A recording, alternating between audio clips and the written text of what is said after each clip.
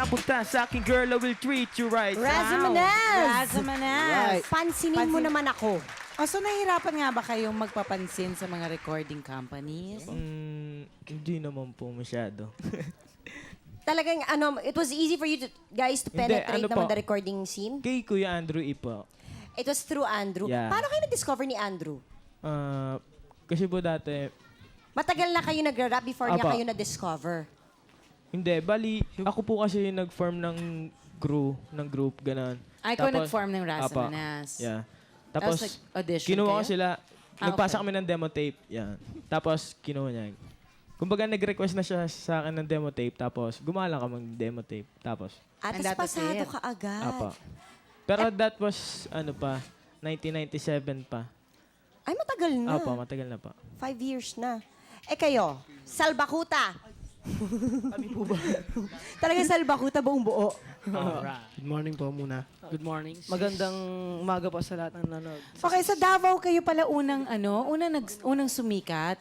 Like Freestyle and Joey Ayala. At ngayon, nako, sikat na talaga kayo sa buong Pilipinas na lahat na yata, bawat kanto, naririnig mo yung stupid. Oo nga. Diba? Ganon. Anong pagpapapansin naman ang ginawa nyo? Exactly. Kasi tinanong namin sila, gano'n na nangyari sa inyo, ano nangyari sa inyo? Kami naman po nag-start din kay Kuya Andrew nung 1997, di ba? Doon sa dating show niya na Rap 13.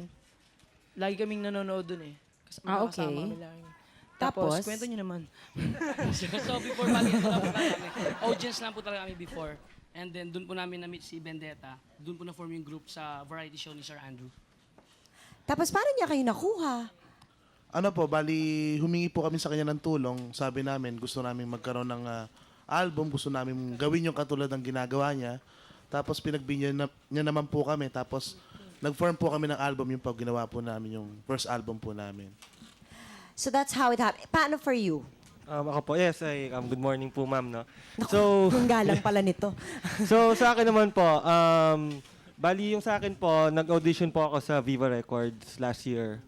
So before signing up with Viva, I auditioned 6 na recording companies ang pinuntahan ko. Lahat yung turn down yung materials kasi nga masyado daw naughty yung mga kanta, yung ganito ganyan. So what happened was, yung huling-huli ko last year, October, pumunta po ako ng Viva, nag-iwan po ako ng demo tape doon, 14 songs. Then after 1 week, pinapirma na ako ng recording Uy, contract. ang bilis. Ang bilis, pero hindi ka ba nahihirapan? Because you're alone. Grupo sila pareho. Bali, hindi naman po kasi since 13 years old, nagsusulat na ako ng kanta and I've been rapping since at that age. At syempre yung pagdating po sa bayad sa mga show, mas malaki po kasi nag-iisa po ako. Oh, hindi kayo hati-hati. Hindi, wala akong kalahan. Kumbaga Lugi sa akin pala lang kayo. buo. Doon siya doon siya nakakalamang sa inyo.